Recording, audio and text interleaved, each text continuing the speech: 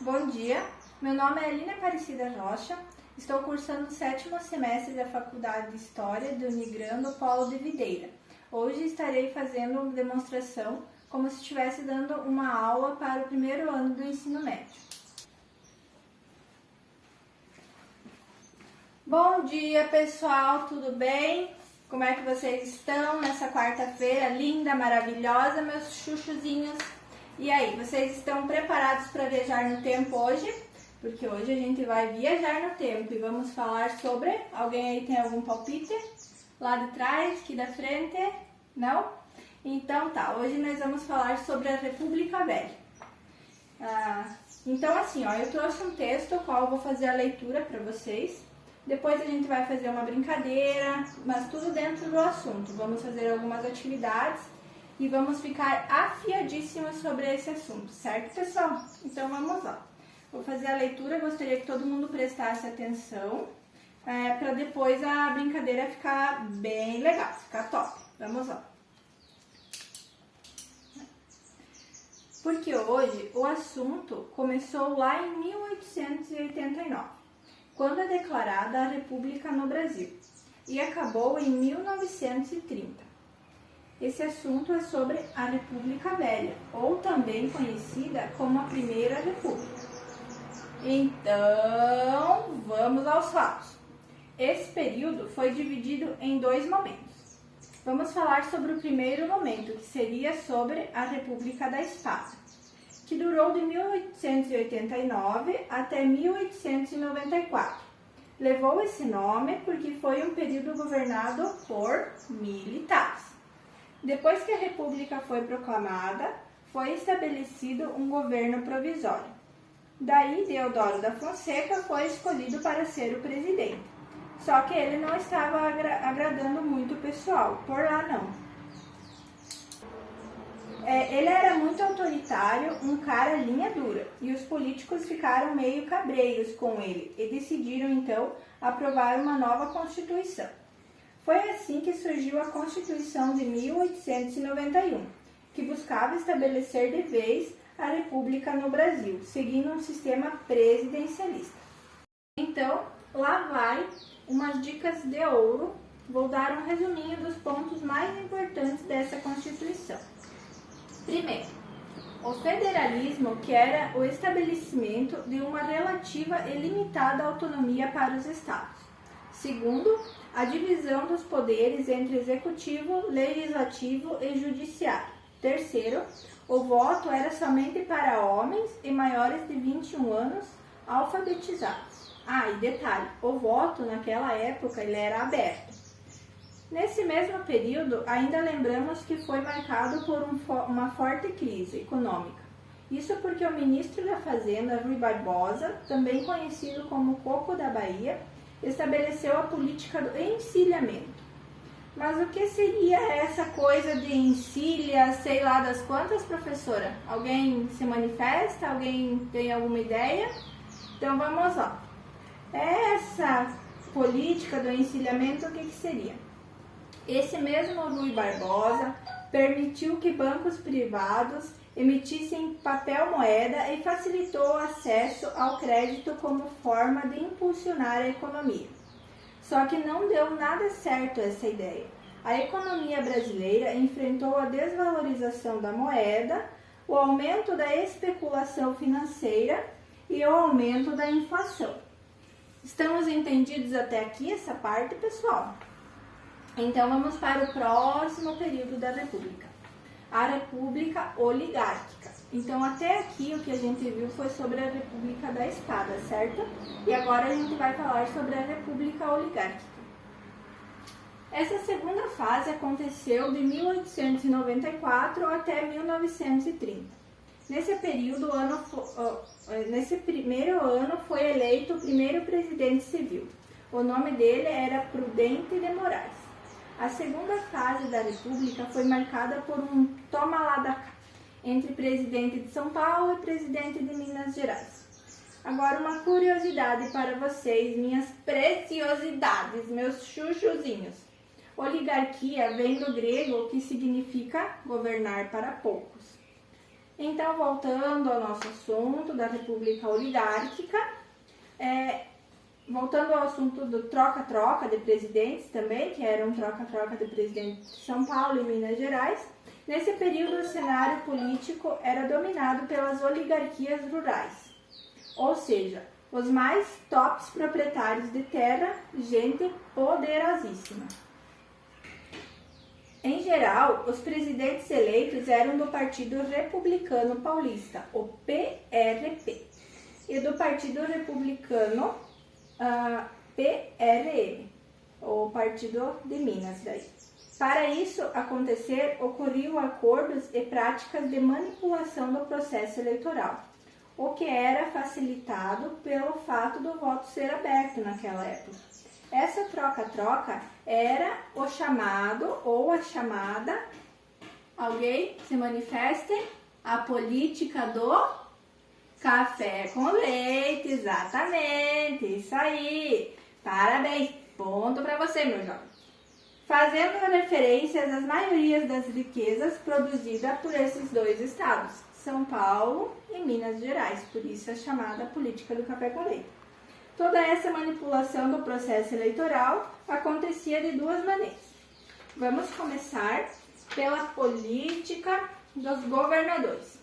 Esse sistema foi colocado em prática pelo presidente Campos Salles e consistia na troca de favores de políticos entre o presidente da República e os governadores dos estados. Mas o que seria essa troca de favores, professora? Então, vamos lá. O presidente não interferia nas questões estaduais e, em troca, os governadores davam apoio ao Executivo Federal. Nesse acordo, os governadores não faziam oposição ao governo federal. Nas eleições, vários recursos legais e até mesmo ilegais aconteciam para eleger senadores e deputados, que iriam apoiar o presidente. E dentro de todo esse esquema político, tinha também os grandes proprietários rurais, os coronéis. Eles tinham o total controle sobre a população local. Eram eles que manipulavam as votações. Daí é que surgiu o nome coronelismo. Aqui o lance que funcionava era o voto do cabresto. O que seria esse voto do cabresto? Acontecia por meio da pressão que o povo sofria, já que dependiam economicamente dos coronéis. Como o voto era aberto, os chefes podiam impor os votos a determinados candidatos, ameaçando aqueles que não cumprissem a ordem. Essas atitudes traziam consequências. A sociedade era desigual e isso causou uma revolta na população. Daí que surgiram os movimentos sociais na República Velha. Começamos com os movimentos que aconteceram no perímetro urbano, ou seja, mais nas cidades. A primeira foi a revolta da vacina. Foi a primeira. Aconteceu no Rio de Janeiro em 1904, em meio às reformas urbanas e sanitárias realizada por Pereira Passos, prefeito daquela época. A população estava descontente com ele em relação ao desalojamento de pessoas para alargar algumas avenidas e também porque estava obrigando todo mundo a se vacinar contra as pandemias que assolavam a cidade, como a febre amarela, por exemplo. Então, daí que vem o nome da revolta da vacina.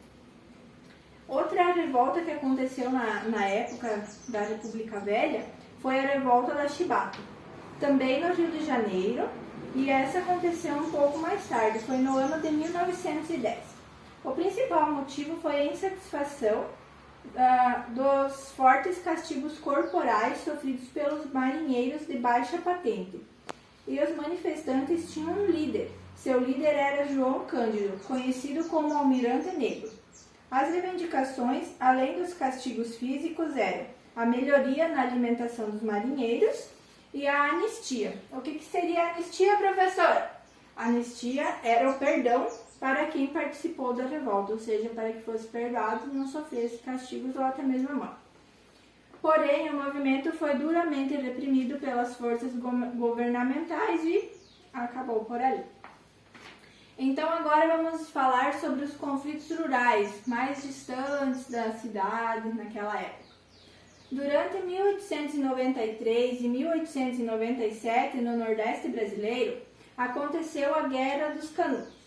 A situação da região era muito precária. Tinha fome, miséria, seca, violência. Isso fez com que Antônio Conselheiro tomasse a frente dessa revolta, dizendo que era um enviado de Deus, que acabaria com os problemas da região, como a desigualdade. O líder também dizia que iria combater os pecados republicanos, como o casamento civil e a cobrança de impostos. Assim, milhares de cidadãos o seguiram, formando o povoado de Canudos. A revolta tomou grandes proporções e as forças republicanas logo interviram, tornando a coisa toda um grande massacre da época. Também tivemos a Guerra do Contestado. Essa é um pouco mais perto aqui de nós, da nossa região. Aconteceu aqui no sul do Brasil. Aconteceu então no sul do Brasil, entre as fronteiras do Paraná e Santa Catarina, entre o ano de 1912 e 1917. Foi sobre esse negócio de fronteira que é meio complicado, né? E foi justamente isso que motivou a guerra. O conflito sociopolítico foi causado pela disputa desses territórios, e é por isso que recebe o nome de contestado. Tudo começou com a construção de uma estrada de ferro que ligaria São Paulo até o Rio Grande do Sul. Só que isso não foi nada bom para o povo. Muitas pessoas ficaram em condições péssimas de vida, isso porque as famílias foram despejadas de suas terras para a construção da rodovia. Mas nada disso importava, o que valia mesmo na época era o interesse dos coronéis. A empresa norte-americana, uma tal de Brasil Railway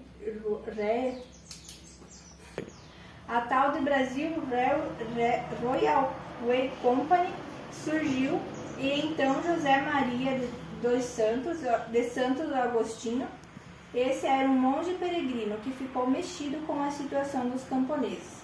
Ele se tornou querido pela população menos favorecida. Tudo isso metendo o pau no governo republicano. Claro que isso não agradou os poderosos da época. Eles decidiram enviar suas tropas com o objetivo de desmanchar a comunidade e obrigar a retirada dos camponeses. Como vocês podem ver, a Primeira República não foi lá essas mil maravilhas. Quando a segunda fase, a oligárquica, estava se esgotando, foi o que gerou a crise da Primeira República. Um dos grandes opositores desse cenário foram os jovens oficiais chamados de tenentes, que lutavam contra o regime oligárquico e o fim das fraudes no processo eleitoral, com a implantação do voto secreto. Esse movimento ficou conhecido como tenentismo. Vocês lembram da tal quebra da Bolsa de Nova York que aconteceu lá no ano de 1929? Então, ela nos afetou diretamente na época da Primeira República, já que os Estados Unidos era nosso principal comprador de café, e enfraqueceu as elites brasileiras. A partir disso, foi só confusão. Nas eleições de 1930, as oligarquias de Minas Gerais e São Paulo entraram em sério conflito. Era a vez de Minas Gerais indicar um candidato à presidência, já que Washington Luiz Paulista era presidente. Era a vez de Minas Gerais indicar um candidato à presidência, já que Washington Luiz Paulista, indicado pelos paulistas, estava na presidência. Porém, não foi bem assim que aconteceu. Os paulistas apresentaram a candidatura de Júlio Prestes. Muitos políticos mineiros apoiaram o candidato da oposição da Aliança Liberal, o gaúcho Getúlio Vargas. Mesmo depois de ter rompido o acordo com Minas, Júlio Prestes, apoiado pela elite de São Paulo, venceu as eleições. Houve muitas fraudes, tanto é que Getúlio Vargas e os políticos do Rio Grande do Sul, Minas Gerais e Paraíba ficaram muito insatisfeitos. Em julho, o candidato à vice-presidência de Getúlio Vargas, o paraibano João Pessoa, foi assassinado. E esse acontecimento gerou muitas revoltas em todas as regiões e conflitos, principalmente entre os partidários da Aliança Liberal e defensores do governo vigente. O então presidente Washington Luiz também ficou abaladíssimo, porém ele não queria renunciar. Então militares do exército e da marinha depuseram o presidente e instalaram uma junta militar, que em seguida transferiu o poder para Getúlio Vargas, por meio de um golpe, o golpe de 1930. E nesse período, então, acaba o que chamamos da Primeira República ou a República Velha. Então, pessoal, esse foi um pequeno texto que eu montei com um resumo um pouco mais abrangente que fala sobre a República Velha, com os movimentos, com alguns presidentes que teve na época, alguns principais líderes. Então, assim, eu vou tentar fazer uma dinâmica com vocês, com esse texto que eu acabei de ler, eu quero que vocês se dividam na metade, tipo 2 grupos. Nós somos em 22 mais ou menos alunos, então a metade fica desse lado e a metade fica desse lado aqui. O que vai acontecer? Eu vou colocar 2 cadeiras para vocês, aqui ó, 2 cadeiras, uma aqui e a outra aqui. Como que vai funcionar a dinâmica? Em cima desse texto que a gente acabou de fazer a leitura, vai ter 2 plaquinhas em cada cadeira, verdadeiro ou falso, certo? Então vai ter 2 plaquinhas dessas em cada cadeira. Eu vou fazer perguntas simples, onde vocês vem um aluno de cada vez e senta um em cada cadeira. Um aluno dessa equipe e um aluno dessa equipe. Senta aqui e pega suas plaquinhas. Eu vou fazer uma pergunta. Por exemplo, o que a gente poderia achar aqui no texto? Vamos lá. A República da Espada durou entre o ano de 1889 a 1894, por exemplo? Aí vocês erguem a plaquinha se é verdadeiro ou se é falso. O que cada um achar que é, se é verdadeiro ou se é falso. Outra pergunta que eu vou usar de exemplo aqui para vocês entenderem um pouquinho mais a dinâmica. Por exemplo, se a República da Espada foi um período governado pelos militares, isso é verdadeiro? Você julga que isso, quem está sentado aqui, você julga isso verdadeiro ou falso? Então, assim, cada vez que o aluno acertar, é um ponto para a equipe, certo? E assim a gente vai fazendo algumas perguntas para vocês assimilarem um pouquinho mais a matéria. Não é nada que vai contar assim como ponto para posteriormente, mas vai contar em sala de aula a participação de vocês, para ver se vocês entenderam o texto, prestaram atenção. Então, pessoal, após essa nossa dinâmica, quero agradecer a participação de todos vocês e salientar que a equipe B venceu. Então, assim, após essa nossa dinâmica, eu vou estar entregando o texto que eu li para vocês. Eu vou estar entregando para vocês. Cada um vai fazer uma leitura individual desse texto. E o que vai acontecer? Junto com o texto também tem 10 questõezinhas para vocês responderem essas questões. Assim, o texto tá bem claro e também tá grifado algumas partes importantes. Então, as questões também estão bem claras. Eu quero que vocês respondam essas questões, façam a leitura, respondam as questões agora em sala de aula e depois vocês me entregam essas questões daí. Oi. Bom, pessoal, então assim, já está chegando ao final da aula. Eu gostaria que todos me entregassem as questões. O texto vocês podem colar no caderno de vocês. E assim, eu vou corrigir essas questões. E eu gostaria também que cada um escolhesse um tema. O tema que mais identificou ou que gostaria de trabalhar: a política do café com leite, a República da Espada, a República das Oligarquias, os conflitos, ou a guerra da vacina, o conflito dos canudos, o conflito do contestado também. Então, assim, eu gostaria que vocês escolhessem um tema que vocês mais se identificaram, fizessem uma pesquisa. No livro didático de vocês tem um pouco mais aprofundado sobre cada assunto. Então, eu gostaria que vocês fizessem uma pesquisa, fizessem a leitura e montassem um cartaz para a próxima aula, sobre o assunto que vocês mais se identificaram e gostariam de estar fazendo esse cartaz. Lembrando que assim, é um cartaz que eu gostaria que tivesse figura e alguma explicação para ver se vocês estão assimilando a matéria, certo, pessoal? Já. Então, assim, o cartaz é uma coisa que vocês vão produzir em casa, com tempo, só para semana que vem, na próxima aula. Então, agora, nesses 10 minutinhos restantes que faltam de aula, eu gostaria que vocês começassem a fazer a leitura, que nem eu pedi para vocês, a leitura do livro didático, e produzissem um resumo, onde vocês estão passando pro resumo o que vocês conseguiram assimilar da matéria, certo? Vocês podem começar agora. Se vocês não conseguirem terminar, vocês podem terminar na aula, na próxima aula, que qualquer dúvida que vocês tiverem, daí eu vou estar em sala de aula para ajudar vocês. Agora, o cartaz eu gostaria que vocês fizessem em casa e trouxessem prontinho para a próxima aula. Já.